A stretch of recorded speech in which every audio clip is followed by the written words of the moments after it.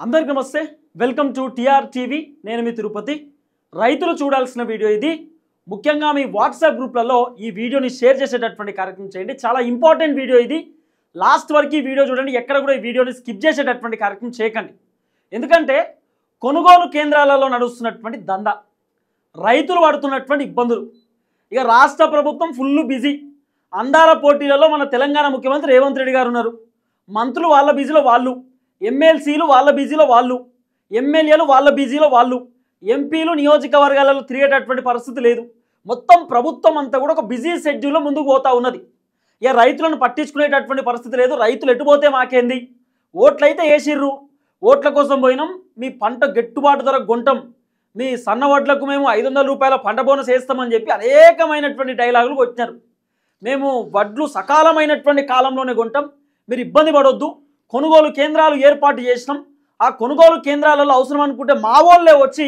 మీ వడ్లు కొనుగోలు చేసే ప్రయత్నం చేస్తారు మా డీసంలే వస్తాయి మా బస్తాలే వస్తాయి మీరందరూ కూడా రాష్ట్ర ప్రభుత్వానికి సంబంధించినటువంటి కొనుగోలు కేంద్రాలను వేయాలి ఇక మిల్లర్లకు ఇవ్వద్దు ప్రైవేట్ మిల్లర్లకు అని చెప్పి అనేకమైనటువంటి అంశాలు రాష్ట్ర ప్రభుత్వం చెప్పే ప్రయత్నం చేసినారు సీన్ కట్ చేస్తే తెలంగాణ రాష్ట్రంలో పరిస్థితి ఎంత అధ్వానం ఉన్నది ఎంత దారుణంగా ఉన్నదంటే రైతులు పంట పండించినటువంటి పంట ఆ వడ్లు కొనుగోలు కేంద్రాలలో కొనకపోతే వాళ్ళ నిర్లక్ష్యం వల్ల మొత్తం వర్షం వచ్చి ఎక్కడికక్కడ ఆగమవుతున్నటువంటి పరిస్థితి తర్వాత మొత్తం ఆ వడ్లకి ఆ చిన్నగా మొలకలు వచ్చినాయి అరే మా వడ్లు కొంటలేరు ఇబ్బంది అవుతుందని చెప్పి రైతులు రోడ్ల మీదకి వచ్చి ధర్నాలు చేస్తూ ఉంటే పోలీసుల అత్యుత్సాహం వాళ్ళకి గుంజుకోబోతురు పోలీస్ స్టేషన్లో తీసుకోపోతురు పోలీస్ స్టేషన్లో కొడుతుర్రట పోలీస్ స్టేషన్లో వాళ్ళని ఇబ్బంది పెడుతుర్రట గొర్ర గుంజుకోపోయినటువంటి వీడియోలు ఉన్నాయి మన దగ్గర పోలీసులు అంటే రైతులు తిరుగుబాటు చేస్తే ఎట్లుంటుందో ఈ ప్రభుత్వానికి అర్థం కావాలి కేసీఆర్కు గతంలో బాగానే అర్థమైంది రైతులు తిరుగుబాటు చేస్తే ఎట్లుంటుంది రైతులు ప్రభుత్వం పైన మరలబడితే ఎట్లుంటుంది అనేది కేసీఆర్కి అర్థమైంది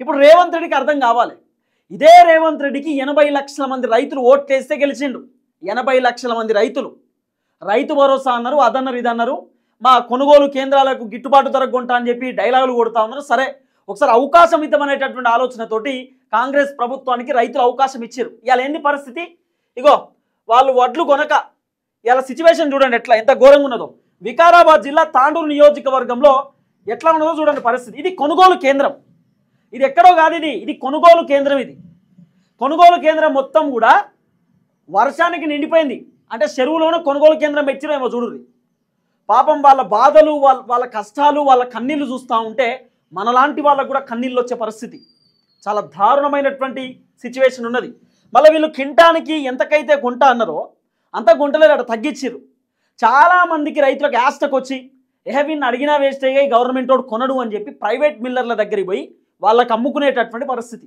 ఒడ్లు ఎంత ఘోరమైనటువంటి సిచ్యువేషన్ చూడండి ఇగో ఇంకో వీడియో వర్షానికి వాళ్ళు ఏం చేస్తారండి కొనుగోలు కేంద్రాలలో వాడు పట్టించుకోడు ఆ కొనుగోలు కేంద్రాలలో కొనేటటువంటి వ్యక్తి వాడు పెళ్ళిళ్ళకు పోతాడు ఫంక్షన్లకు పోతాడు అరే బాబు మాది మొత్తం వడ్లు తడిచిపోతాయి వర్షం వస్తే ఇబ్బంది అవుతుంది కొనరా బాబు అంటే నేను కొనా అంటాడట నేను ఇష్టం ఉన్నప్పుడే కాంట పెడతాను నా ఇష్టం మొత్తం తడిచిపోయినాయి వడ్లు మొత్తం కూడా ఇగో చూడండి భయం ఏముంది మాకు అంటారు రైతులు ఒకసారి ఒక పెద్ద ఆమె మాట్లాడినటువంటి మాటలు మీరు వినే ప్రయత్నం చేయండి మాది పేరు లక్ష్మి బెన్నూరు మాది అయితే మేము కోసి 25 రోజులు అవుతున్నా సారు సీరియల్ ప్రకారం అన్నది మేడం సీరియల్ ప్రకారం కొంటామని చెప్పిరటండి వాళ్ళకి సీరియల్ ప్రకారం కొంటాము సో గవర్నమెంట్కి సంబంధించినటువంటి కొనుగోలు కేంద్రాలలో సీరియల్ వైజ్ ఉంటుంది ఆ సీరియల్ వచ్చినప్పుడు తీసుకుంటామని చెప్పినారట 20 రోజులు అవుతుందట వాళ్ళ వడ్లు అదే మిషన్ కోసి 25 రోజులు అవుతుందట కొంత ఎండబెడతారు ఎండబెట్టిన తర్వాత అవి బస్తాలలో నింపుతారు నింపి కొనుగోలు కేంద్రానికి తీసుకుపోతారు సో తీసుకుపోయి దాదాపు 5 రోజులు అవుతుందట ఒకసారి వినండి ఆమె చెప్పిన 2 రోజులు పెళ్లి అన్నది పెళ్లికి ముందు మేము ఈ అమ్మ మేము వేసుకుంటాము అని చెప్పింది ఆమె సీరియల్ ప్రకారం అని సీరియల్ ప్రకారంతో మా తోటి ఇయ్యలేదు మాకు వెనకకెళ్ళి వచ్చిన వాళ్ళే పోయినాయి ఒట్లన్నీ పోయినాయి మాకు ఇస్తాన్నది ఇయ్యలేదు సార్ మాకు ఇక అట్లనే ఆపేసింది మా ఒడ్లని ఈ పద్దిస్తా రేపిస్తా ఈ పద్దిస్తా రేపిస్తా అన్నది వెనకకెళ్ళి వచ్చిన ఒడ్లన్నీ పోయినాయి మా ఒడ్లన్నీ వెనకకేసింది చూడు మొత్తం తడిసిపోయినాయి సార్ ఏముండదు ఇప్పుడు ఏం రావు మొలకలు వచ్చినాయి మొలకలు వచ్చిన 20 సంచులకు మొలకలు వచ్చినాయి అయ్యో పక్కకేసినాము ఈ పొద్దు లారీకి ఎత్తుతా అన్నది మొత్తము ఈ పొద్దు లారీకి వేస్తా అన్నది మాది లోడు లారీకి వెళ్ళేది ఏం లేదు 80 సంచులు వేసింది అంతే లారీకి ఇప్పుడు మొత్తం వేస్తానని చెప్పింది 80 సంచుల కాడికి లారీకి వేసింది అయిపోయి మొత్తం అట్లా ఉండదు ఈ కుట్టు ఉండదు ఆ కుట్టు ఉండదు మొత్తం తడిసింది ఎందుకు మరి ఇదంతా? ఇప్పుడు రేవంత్ రెడ్డి ఏమో కప్పాలు కొడతాడు, ఏ భూకంపం బద్దలు కొడతాం, రైతే రాజు అన్నాడు. మరి రైతులు ఇంత కన్నీళ్ళు పెట్టుకుంటా ఉంటే, ఇంత బాధపడతా ఉంటే మీకు కనబడతలేదా? అందులోకి ఏమైనా పచ్చకామర్లు వచ్చినాయా కాంగ్రెస్ పార్టీ లీడర్లకు? కనబడతలేదా? ఆమె చెప్పినటువంటి మాటకు సమాధానం చెప్పుర్రి. ఆమె అంటుంది కొనుగోలు కేంద్రాలలో ఉన్నటువంటి ఆ మిల్లర్లు, ఆ తలారులు ఉంటారు కదా, పెళ్ళికి పోయిరాట. పెళ్ళికి పోయి వస్తాం, ఆగుర్రి కొంటాం అని చెప్పి నిర్లక్ష్యం. ఇప్పుడు వాళ్ళు ఏడికి పోవాలా? 20-30 బత్తాలు తడిసిపోయినాయి, మొలకలు వచ్చినాయి అని చెప్తున్నామా? అంటే కష్టపడి పంట పండించేటటువంటి పంటకు వాల్యూ లేకుండా పోయింది ఈ తెలంగాణ రాష్ట్రంలో. ఇంకా మొత్తం ఆ ప్రొడక్టివిటీ తగ్గుతుంది, లేకపోతే పంట మొత్తం తగ్గుతుంది, పాడి ఎక్కువ వస్తలేదు, ఇవన్నీ డైలాగులు కొడుతున్నారు కదా. ఇట్లా చేసేటప్పుడు ఎట్లా వస్తుంది? ఎగుమతి ఎడికెళ్ళి వస్తుంది, ఈ పంట ఎడికెళ్ళి వస్తుంది అంటున్నా బేసిక్గా. రైట్, ఒకసారి డిస్కస్ చేద్దాం ఈ అంశం పైన. నాతో పాటు సీనియర్ జర్నలిస్ట్ కార్తిక్ అన్న ఉన్నాడు. కార్తిక్ అన్నతో కూడా ఒకసారి మాట్లాడే ప్రయత్నం చేద్దాం. కార్తిక్ అన్న ఒక కీలకమైనటువంటి అప్డేట్ తీసుకొచ్చిండు మన ముందుకి. ఒక భయంకరమైనటువంటి నిజాన్ని మీ ముందు పెట్టేటటువంటి ప్రయత్నం చేస్తా ఉన్నా. దయచేసి రైతన్నలకు రిక్వెస్ట్ చేస్తున్నా, ఈ వీడియో చూడండి. ఈ వీడియో చూసి 10 మందికి ఈ వీడియో షేర్ చేసేటటువంటి కార్యక్రమం చేయండి. కార్తిక్ అన్న ఒక అప్డేట్ తీసుకొచ్చిండు. సో కార్తిక్ అన్న వాళ్ళ విలేజ్లో బేసిక్గా ఎట్లుంటుందంటే, జర్నలిస్టులకు కూడా జరుగుతుంది అంటాం, చూసినాం అప్పుడప్పుడు. ప్రశ్నించేటటువంటి మాలాంటి వాళ్ళకు కూడా జరుగుతుంది అన్యాయం అని అంటాం కదా. కార్తిక్ అన్న వాళ్ళ సొంతూరులో జరిగినటువంటి ఘటన ఇది, ఎక్కడో కాదు. నిన్న కార్తిక్ అన్న వాళ్ళ ఇంటికి పోతే 20 మంది రైతులు వచ్చినా, 20-30 మంది రైతులు చుట్టుముడిరట. మొత్తం 50 మంది రైతులు వచ్చి కార్తిక్ అన్న దగ్గర, సార్ మీరే న్యాయం చేయాలి, కొంతమంది వచ్చి మీరు లేకపోతే మాకు ఇబ్బంది అయితే, మీరు కరెక్ట్ టైంకి వచ్చిరని చెప్పి ఆయన చుట్టుముట్టిరట. మీరు ఎటు పోవద్దు, మాకు న్యాయం చేసినాకనే పోరు అంటే, పాపం అన్న వాళ్ళకి వీళ్ళకి ఫోన్ చేసిండు, ఎమ్మెల్సీలకు ఎమ్మెల్యేలకు వాళ్ళకి వీళ్ళకి ఫోన్ చేసి వాళ్ళ బాధలు కష్టాలు అంతా కూడా వాళ్ళకి చెప్పే ప్రయత్నం చేస్తే వాళ్ళు కొంత సార్ట్అవుట్ చేసేటటువంటి పరిస్థితి అని ఇప్పుడు లేదు. ఇప్పటికీ ఇంకా కంక్లూజన్ రాలేదు. ఇప్పుడు సరే, ఇప్పుడు కంక్లూజన్ ఇస్తారా ఇవ్వరా గవర్నమెంట్ చూద్దాం. కానీ నేను చెప్పదలుచుకున్నటువంటి పాయింట్ ఏంటంటే, ఇప్పుడు నేను చాలా క్లియర్ కట్ గా ఇప్పుడు నీకు కొన్ని పెట్టాను చూడు. ఇది యాక్చువల్గా మా నాన్నగారిది. నేను బయట రైట్ నుంచి మొదలు పెట్టద్దు, నా కా నుంచే మొదలు పెడదాం అని చెప్పేసి స్టార్ట్ చేశాను. 830 టిక్కీలు మనం మిల్లుకు పంపిస్తే దాంట్లో 745 టిక్కీలే మేము రిసీవ్డ్ అని రాస్తున్నారు. టిక్కీలు అంటే కొంతమందికి అర్థం కావు, బస్తా మామూలుగా బస్తాకి 40 కేజీలు. అవును, కానీ రైతు కాటా వేసేటప్పుడు 41 కేజీల 200 వేస్తున్నారు. ఎందుకు కేజీ 200 వేస్తున్నారంటే, అంటే ఎక్కడి నుంచి అయితే మనం కాటా వేసి రారీకి నింపి మిల్లికాడికి పంపిస్తామో, మిల్లికాడ దిగుమతి చేసుకోవడానికి టైం ఉంటుంది కదా. ఈ లోపు కొంత ఏది కాటా వేసిన తర్వాత కూడా తరుగుపోవచ్చు అనే కారణం చేత 1 కేజీ 200 గ్రాములు ఎక్కువేసి పంపిస్తున్నారు. పైగా ఏది జల్లెడ పట్టలేదు, ఆ కారణం ఈ కారణం అని చెప్పేసి కారణాలు చెప్తారని చెప్పేసి 1 కేజీ 200 ఎక్కువే కాటా వేసి పంపిస్తున్నారు. కాటా ఎక్కువేసి పంపించినా కానీ మీరేసిన కాటా కాదు మా కాటా అని చెప్పేసి మిల్లర్లు వాళ్ళ కాటా చూపించి మా కాటాలో తరుగు వచ్చింది, మా కాటాలో తక్కువ వచ్చింది అని చెప్పి అదొక రకమైన కటింగ్. తర్వాత ప్రతి బత్తా మీద మీరు తడిసి ఎండింది అనే పేరు పెట్టి 2 నుంచి 3 కేజీలు అంటే 40 కేజీల టిక్కీలు, ప్రతి టిక్కీ మీద 2 కేజీలు 3 కేజీలు కోస్తా ఉన్నారు. ప్రతి కింటా మీద 7 నుంచి 8 కేజీలు కోస్తా ఉన్నారు. 7 నుంచి 8 కేజీలు కింటాకి కోస్తే 830 టిక్కీలు పంపిస్తే, అంటే 830 40 కేజీల బస్తాలు పంపిస్తే 745 మేము రిసీవ్డ్ అని రాస్తా ఉన్నారు. ఒకసారి చూడండి ఈ పేపరు, మీకు చాలా అద్భుతంగా ఉంటుంది. 14వ తారీఖు 5వ నెల 2025 వాళ్ళు ఇచ్చినటువంటి మిల్లర్ పేరు కూడా చదువు. మిల్లర్ పేరు ఏడుంది? ఉంటుంది Bhargava rice mill, Gopikrishna rice mill, okay, Hanuman rice mill 3 పంపించాను. ఎంత దారుణం అంటే, తిరుపతి ఇప్పుడు 830 పంపిస్తే 760 టిక్కీలు. ఇది ఈ పర్టికులర్ చీటీ. తర్వాత అయితే బేసిక్గా వీళ్ళు ఏం చేసిరట అంటే, ఒక 830 బస్తాలు ఉన్నాయి వీళ్ళ నాన్నగారిది. నాన్నది 830 బస్తాలు, 40 కిలోల బస్తాలు, 830 బస్తాలు. దాంట్లో ఇదేంది, ఫస్ట్ వాళ్ళు వేసేటటువంటి బస్తకు సంబంధించినటువంటి సంఖ్య వ్యవహారం మొత్తం కూడా ఇదంతా పైన ఉంటుంది. కింద ఏముంటుంది, బస్తాల వివరాలు. అలాగే కింద ఏముంటుంది, ఇంకోటి మీకు అక్నాలెడ్జ్మెంట్ ఇస్తారు. ఒక నిమిషం ఆగు, అక్నాలెడ్జ్మెంట్ లెటర్ ఇస్తారు వీళ్ళకి. ఏది, మీకు అమౌంట్ ఎంత రావాలి, మీ ఎన్ని బస్తాలు ఫైనల్ అనేది అక్నాలెడ్జ్మెంట్ లెటర్. 830 బత్తాలు ఫస్ట్ అని చెప్పి రాశారు కదా, కింద ఎన్ని బత్తాలు చూడండి కామన్. ఇగో అక్నాలెడ్జ్మెంట్ లెటర్ రసీదులో 760 బస్తాలని రాశారు. ఎప్పుడు ఇది, 16వ నెల 16వ తారీఖు 5వ నెల 2025 తేదీ నాడు వాళ్ళు రాసింది ఎంత, 760 బస్తాలు. అంటే సుమారు ఎన్ని బస్తాలు కట్ చేసారు వీళ్ళు? అంటే ఇటు 40 అటు 30 75 బస్తాలు ఒక రారీలో 75 టిక్కీలు 75 బస్తాలు కట్ చేశారు. 75 బస్తాలు కట్ చేశారు. అలాంటి నేను 3 చూపిస్తాను. ఇది కేవలం నా ఒక్కరిది కాబట్టి నా దగ్గర రసీదులు ఉన్నాయి కాబట్టి మీకు చూపిస్తున్నాను. ఇది ఊరంతా జరిగింది. 50 మంది రైతులు నా దగ్గరికి వచ్చారు. నా దగ్గరికి రాని రైతులు కూడా చాలా మంది ఉన్నారు. గోపీకృష్ణ అట గోపీకృష్ణ మిల్లు పేరు మిల్లు. ఈ గోపీకృష్ణ మిల్లు జరిగింది. తర్వాత Bhargava rice mill Warangal, Gopikrishna rice mill Hanamkonda, తర్వాత భార్గవ చెప్పిన తర్వాత హనుమాన్ రైస్ మిల్ అది కూడా హనుమకొండ. ఈ 3 అది కూడా ఉన్నాయి మన దగ్గర. ఇదేమో కార్తీకన్నకు జరిగినటువంటి మోసం. ఇది ఒక జర్నలిస్ట్కే మోసం జరుగుతున్నప్పుడు సామాన్య రైతులు పెద్ద లెక్క కాదు కదా. ఆయనకు జరిగినటువంటి మోసం అంటున్నా ఓపెన్గా. చలో ఇది ఎవరిది? Hanuman rice mill. ఇది కూడా రైతుదే చూపి. సరే ఇది ఎన్ని బస్తాలు ఉన్నాయి తెలుసా? ఇది 820 బస్తాలు వచ్చినాయి. 820 బస్తాలు లెక్క చేసిన మొత్తం 820 బస్తాలు 328 క్వింటాలు వచ్చినాయట. 328 క్వింటాలు. ఇక్కడ వాళ్ళు ఎన్ని బస్తాలు చేసారు తెలుసా? ఇక్కడ చూడు 745 బస్తాలు, క్వింటాన్లు వచ్చేసి 288. ఎన్ని క్వింటాన్లు వడ్లు కడి చేసిర్రు, ఎన్ని బస్తాలు కడి చేసిర్రు అనేది ఒక క్యాలిక్యులేషన్ చేసుకోరు. అంటే ఎంత రహాచకమైనటువంటి కూడా చెప్పి ఒకేసారి నేను ఒక మంచి లెక్క చెప్తాను నీకు. ఇదొకటి, ఇంకొకటి ఉన్నది ఆగుర్రి, ఇది వేరే. ఇది చూడుర్రి. ఇక ఇదన్నీ 712 బస్తాలు, 284 క్వింటాన్లు, 8 కిలోలు అని చెప్పి ఏదో ఉన్నది పైన, 8 కిలోలు అని చెప్పి ఉన్నది. 712 బస్తాలు ఇవి ఫస్ట్ వచ్చింది. కామన్గా ఎన్ని బస్తాలు ఉన్నాయి? 656 బస్తాలు వీళ్ళు రాసిరు కింద అక్నాలెడ్జ్మెంట్ లెటర్లో. వాస్తవానికి వచ్చిందేమో 712 బస్తాలు. కామన్గా వీళ్ళు అక్నాలెడ్జ్మెంట్ లెటర్లో రాసింది మాత్రం 656 బస్తాలు రాసిర్రు. దాదాపు ఎన్ని క్వింటాన్లు? ఇది 400 క్వింటాన్లు. ఇది 400 కాదు, చక్కగా రాయలేదు. 262 క్వింటాలు రాసింది. 262. ఇక్కడ ఎంత వచ్చింది? 284 క్వింటాలు వస్తే 262 క్వింటాలు రాసిండే కింద.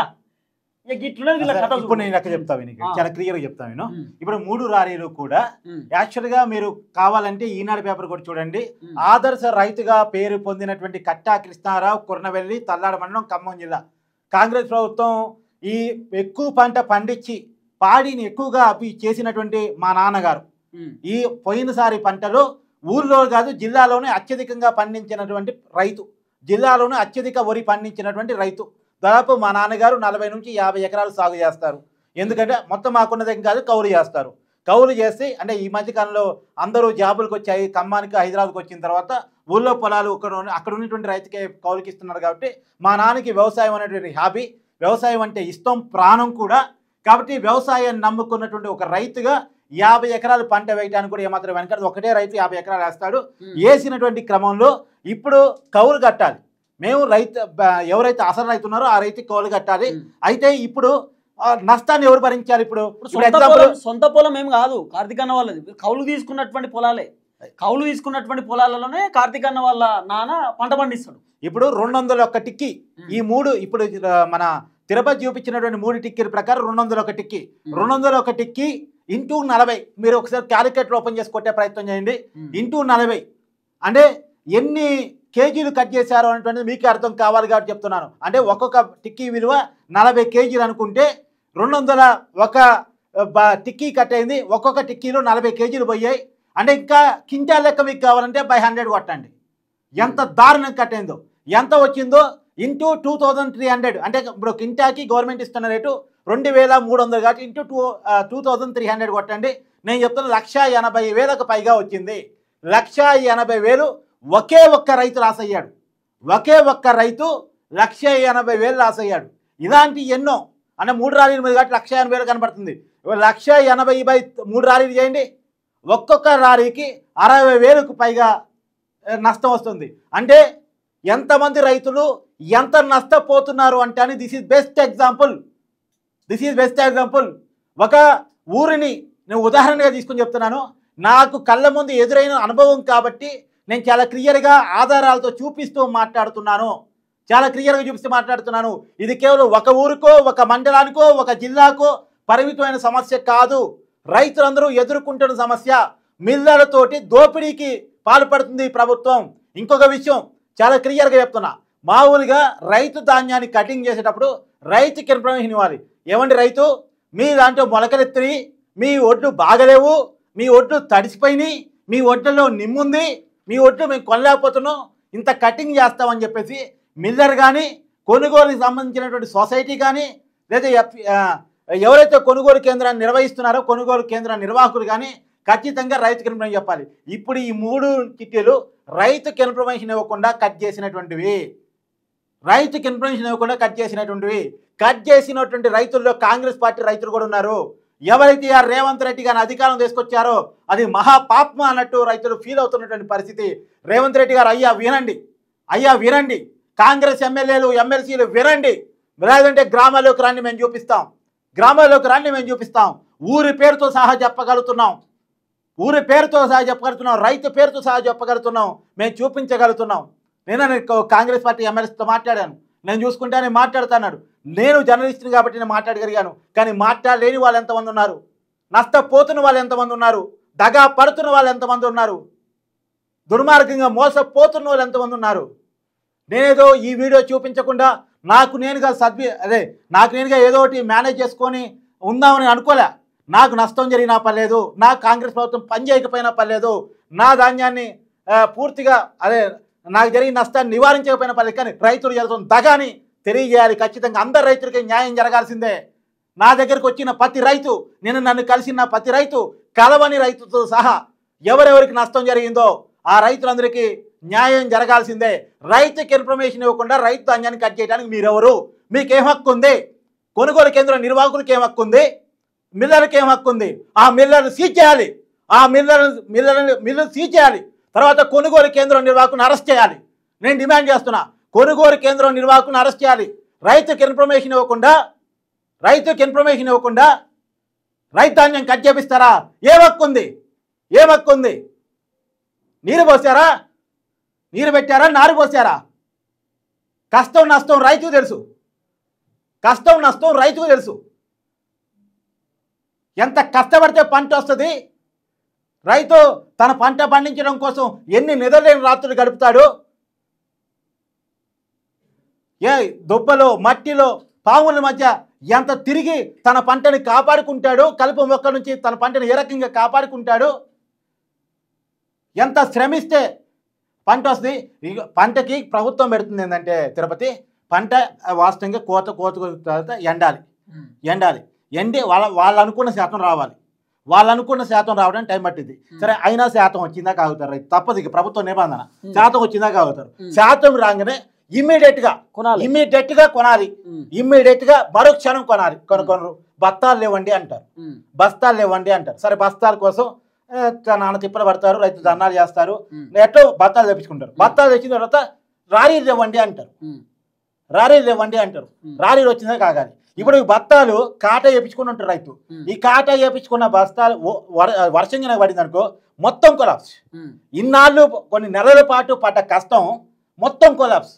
అంటే బత్తాలు వచ్చిందాక ఒక బాధ, ఫస్ట్ ఏమో శాతం వచ్చిందాక ఒక బాధ, తర్వాత బస్తాలు వచ్చిందాక మరో బాధ, తర్వాత రారీలు వచ్చిందాక మరో బాధ. ఇన్ని బాధలు భరించి మిల్లు దగ్గర పోయిన తర్వాత పంటకి కోత అంటే ఇప్పుడు ధాన్యానికి కోత. ఇప్పుడు ఇంకో వీడియో కూడా ఉంది, ఈ వడ్లు పంపించిండు అట్లా మళ్ళీ రిటర్న్. మరి ఈ తీసుమార్కాలు ఎవరున్నారో ఇల్లు కానీ మరి వాళ్ళు పేర్లు ఉన్నాయి అన్నాల పేర్లు గిట్ల మరి ఫోటోలు పేర్లు ఏమన్నా ఉన్నా కూడా పేర్లు వద్దులే, ఆడపిల్లలు కానీ కొనుగోలు కేంద్రాలు. నాకు ఒక వీడియో చూపిస్తా మీకు, కార్తీక్ అన్న పంపించింది నాకు. ఈ వీడియో చూడండి ఒకసారి. ఈ వడ్లకి ఏమైనాయి అని, వడ్లు మంచిగా లేవని పంపిండట పెద్ద మనిషి, కొనుగోలు కేంద్రాల పెద్ద మనుషులు. ఈ వడ్లు మంచిగా లేవని రిటర్న్ పంపించిండట.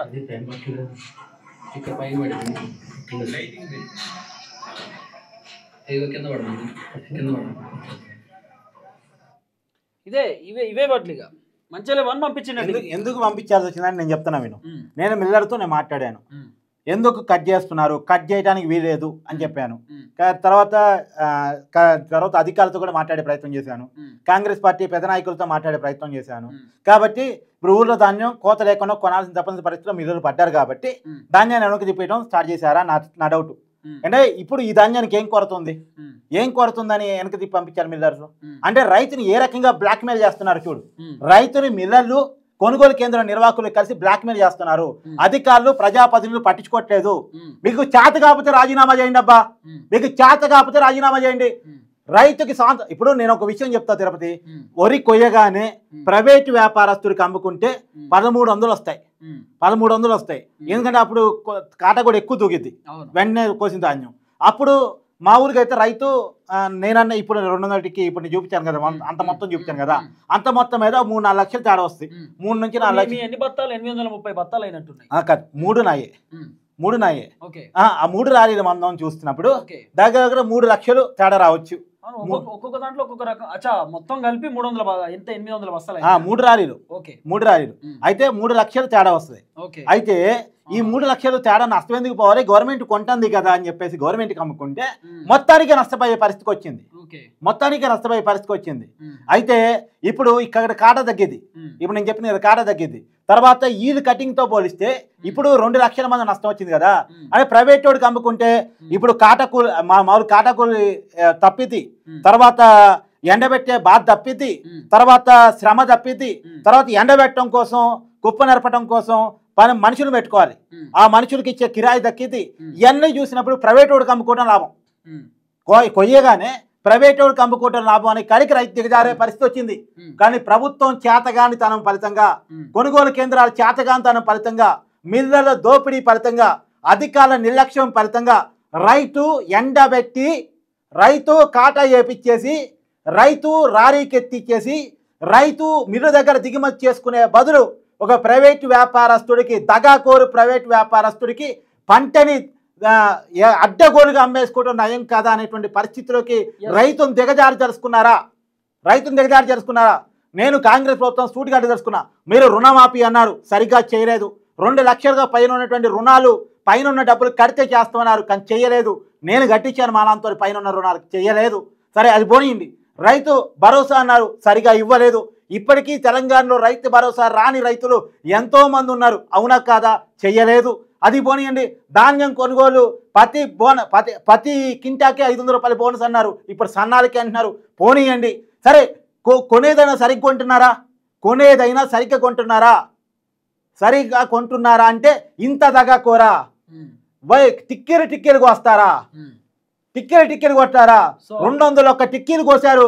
ప్రజలారా మీరు ఆలోచించండి, ఎంత దుర్మార్గంగా ఈ ప్రభుత్వం ప్రవర్తిస్తుంది, ఎంత దుర్మార్గంగా మిల్లర్లు రైతులను దోపిడీ చేస్తున్నారు, ఎంత దుర్మార్గంగా కొనుగోలు కేంద్రాల నిర్వాహకులు రైతుకు కూడా చెప్పకుండా, మళ్ళీ చెప్తున్నాను, రైతు ఇష్టపడి కోపించుకుంటే వేరు, కోతకి రైతు ఇష్టపడటం వేరు. కానీ రైతుకు చెప్పకుండానే ధాన్యాన్ని పూర్తి స్థాయిలో కట్ చేస్తున్నారు. రైతుకి ఇన్ఫర్మేషన్ ఇవ్వకుండా, ఆ పదాన్ని నొక్కి చెప్తున్నా నేను, ఈ రైతుకి ఇన్ఫర్మేషన్ లేని దానికి ఎవరు బాధ్యత వహిస్తారు? కొనుగోలు కేంద్రం నిర్వాహకుల, అధికారులా? మీరు ఒక పని చేయండి, రైతులకు కూడా ఒక ఇన్ఫర్మేషన్ ఇస్తూ ఉన్నాం. ఎవరైనా మీ బస్తాలు కట్ చేసినా, క్వింటాన్లు కట్ చేసినా, ఈ మంచిగా లేవు అని చెప్పినా ఫస్ట్ వాడిని గల్ల పట్టుకొని అడుగుర్రి, ఎట్లా చెప్తారు అట్లా అని చెప్పి. కొనుగోలు కేంద్రాలలోనే అమ్ముర్రి, గవర్నమెంట్ కొనుగోలు కేంద్రాలలోనే మీరు ఇవ్వాలని చెప్పి ప్రభుత్వం చెప్తుంది. ఈ దొంగనా కొడుకులేమో ఇదంతా దందా, ఈ డ్రామా, వాణ్ణి పెట్టుడు ఇబ్బంది, వీని పెట్టుడు ఇబ్బంది, మీ పైసలు మింగుడు, మొత్తం కడియేసుడు, ఉన్న అంతా దోచుకునుడు. వీడేమన్నా పండించినాడు, ఆ మిల్లర్లు ఆ కాంట్రాక్టర్ ఏమన్నా పండించినాడు. ఇదో పెద్ద దోపిడికి తెరలేపిరు. రైతులకు రిక్వెస్ట్ చేస్తూ ఉన్నాం, ఎవరైనా మిమ్మల్ని మోసం చేస్తే బాజాబ్తో మాకు వీడియో అన్న పంపుర్రి, లేకపోతే మీరు డీటెయిల్స్ అన్న మాకు పంపించేటటువంటి ప్రయత్నం చేయరు. ఖచ్చితంగా ఆ వీడియోలను కూడా మేము అందుబాటులో తీసుకొచ్చే ప్రయత్నం చేస్తాం. తెలంగాణ సమాజానికి మీరు పడుతున్నటువంటి ఇబ్బందులు చూపించేటటువంటి ప్రయత్నం చేస్తాం. ఎగ్జాంపుల్, మా కార్తీకానే మోసపోయిండు ఈ ప్రభుత్వం చేతుల, ఆయనే మోసపోయిండు, వాళ్ళ నాన్నగారు మోసపోయారు. దాదాపు మూడు చిట్టీలు కార్తీకన్నయ్యే. వాళ్ళ నాన్నకు సంబంధించినటువంటి ఒక పేరు నిజంగా ఈనాడు పేపర్లో వచ్చింది, ఆ మధ్యకాలంలో మారుమోగింది. వాళ్ళ నాన్నగారు జిల్లాలోనే టాప్ నెంబర్ 1 వ్యవసాయం పంట పండించిందని చెప్పి అద్భుతమైనటువంటి ఒక కథనం కూడా వచ్చింది. ఆ కథనాన్ని కూడా మనం అందరం చూసేటటువంటి కార్యక్రమం చేసినాం. కానీ ఈరోజు సీన్ కట్ చేస్తే ఇట్లా మోసం చేయడం ప్రభుత్వం అనేది కొంత బాధాకరమైనటువంటి అంశం. సరే చూద్దాం ఏం జరగబోతుందో.